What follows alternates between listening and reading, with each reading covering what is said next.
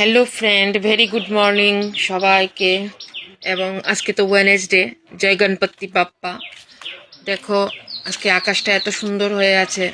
তো আমি সকাল সকাল ঘুমের থেকে উঠেই তোমার আজকে গার্ডেনে হাঁটতে চলে গেছি। আজকে অনেকটাই সকালে উঠেছি। দেখো আমার গার্ডেনটা কীরকম লাগছে তোমাদের অবশ্যই কমেন্ট করে জানাবে। সব পাতাগুলো মানে হলুদ হলুদ হয়ে গেছে, আবার বৃষ্টি হলে ঠিক হয়ে যাবে। তো দেখো আমার কচু ক্ষেত দেখাচ্ছি তোমাকে। আমি কচু খেতে ভালোবাসি, সেই জন্য শ্বশুর কচু লাগিয়ে দিয়েছে। তো তোমাদেরকে দেখিয়েছিলাম আরও আগে অনেক বড় বড় কচু ক্ষেত হয়েছিল। তো দেখো ফুল ধরে আছে, আর একটু হাঁটাহাঁটি করছি। তো হাঁটাহাঁটি করলে সকালবেলা মনটাও ফ্রেশ হয়ে যায়। তারপরে এসে রান্না বসাবো।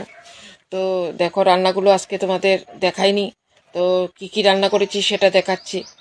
তো তোমাদেরকে অসংখ্য ধন্যবাদ আমার ভিডিও দেখার জন্য এবং আমাকে এত সুন্দর সুন্দর কমেন্ট করার জন্য।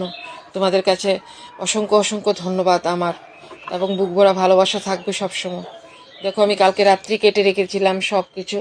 তো আজকে ঢেঁকির শাক বানিয়েছি আলু ভেজে, তারপরে এটা সয়াবিনের সবজি করেছি, তারপরে 4 পিস মাছ ছিল ফ্রিজে, সেটাকে পেঁয়াজ দিয়ে একটু ঝুল করেছি। আর নিত্যদিনের যেটা সেটা ডালটা তো রান্না করতেই হবে, নাহলে তো ওরা খেতেই পারবে না। ডাল রান্না করতেই লাগে রোজ। আর একটা করেছি, সেটা হলো ডাল পেস্ট করেছি। শ্বশুরের জন্য একটু বড়া বানিয়ে দেবো দুপুরবেলা। তো উনি তো মাছ খাবেন না, তো সয়াবিন খাবেন। সয়াবিনটা এত বেশি পছন্দ করে না, তবে খায়। তো ডাল আর শাক খাবে, সেজন্য একটু বড়া বানিয়ে দেবো। তো তোমাদেরকে অসংখ্য ধন্যবাদ আমার সবটা ভিডিও দেখার জন্য। তো সবাই ভালো থাকবে, সুস্থ থাকবে, সবাই সবার পাশে